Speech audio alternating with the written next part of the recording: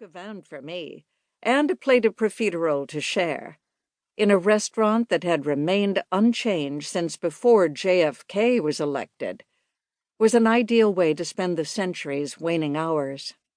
After dinner, we walked home to my old garden apartment, now our pied-à-terre in New York. Wrapped in each other's arms, we stood in the snow-covered backyard, toasting the new year at the stroke of midnight. If Earth survived the dawn of the new millennium with no disruption, we'd drive back to our home in Connecticut the following morning, and life would go on. It did. On New Year's Day, the coffee maker worked, the New York Times was on the doorstep, and the young couple in the apartment next door welcomed home Justin, their firstborn, a brown-eyed baby boy with a pair of robust lungs. We returned to our cottage in the wooded fields of rural Connecticut, and life went on, at least for a little while longer. What we could not have anticipated was a warm summer day in late May, not quite 6 months into the year 2000, when Jake would look at me in surprise before collapsing on the tennis court. That's when everything we'd been led to believe might collide, fall out of the sky, break down, and stop, did.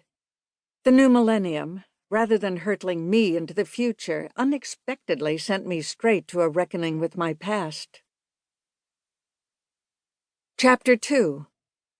Late one drizzly June morning, I sat at Jake's desk in the wood-paneled attic, looking out the window at the tennis court, my gaze riveted on the sagging, rain-soaked net I could no longer bear to go near. Rumbling thunder unleashed a rain squall that slashed across the court, the wind whipping the net into jerky frenzy. I grimly willed the straining net to rip free from its cords and blow far away.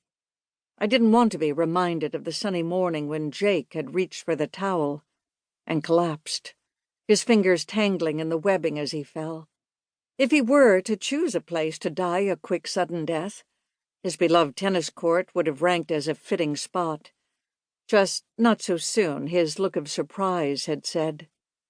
I'd spent the morning responding to bereavement notes in longhand on thick cards with a narrow black border. Wearing one of his flannel work shirts, I thanked the multitudes my husband had loved and befriended, who had sent flowers and condolence cards. I read scores of well-composed, artfully written personal tributes to a gifted editor who had nurtured so many writers. It was the card from Robert Yardley, a photographer Jake had worked with on assignment in Northern Ireland, that was the most unexpected, flooding me with memories of my early career as a picture researcher at a news magazine. I'd met Robert years before I knew my husband, and I'd never told Jake the details of a fraught romance that ended badly. There'd been no need to. So why did I feel guilty now? Unsure how to personally respond, I'd set the card aside, intending to move on with others. And yet, here I still sat, pen in hand, anger welling up. Widow's rage, I told myself, part of the grieving process. But it was Robert I fixated on, his card expressing heartfelt sympathy, provoking memories of all that remained unresolved between us. It wasn't until I'd met Jake that I'd felt able to come to terms with that part of my life. And now Jake was gone. Jake and I bought the cottage on a whim shortly after we married, justifying the purchase as an affordable weekend getaway in close proximity to a commuter line.